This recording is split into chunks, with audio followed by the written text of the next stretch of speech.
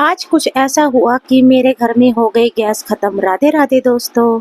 मेरे जेठ ने मुझसे कहा कि काजल 2 कप चाय बना दो, तो मैं रसोई में आ गई थी चाय बनाने के लिए। जैसे ही मैं गैस ऑन करने लगी तो गैस हो गई थी खत्म। तो मैंने दूसरा सिलेंडर देखा तो उसमें भी गैस नहीं थी। जेठ ने थोड़ा गुस्से में बोला, गैस कैसे खत्म हो गई, तुमने बुक नहीं करवाई थी। मम्मी ने कहा कि गैस तो हमने बुक कर दी थी लेकिन वो अभी तक नहीं आई।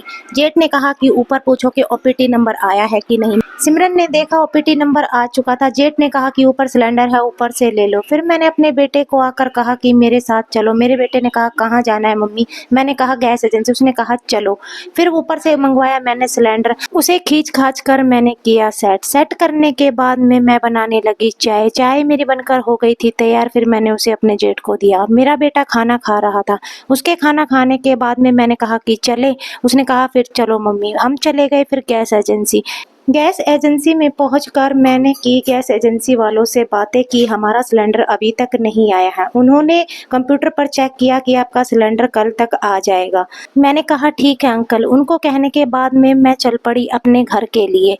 घर जाने के लिए जैसे ही निकले तो मुझे याद आया कि मुझे कुछ सामान लेना है। मैंने कहा यहीं पर रोको। मैं चली गई दुकान में कुछ सामान लेने के लिए। वहाँ पर मैंने कुछ सामान देखा।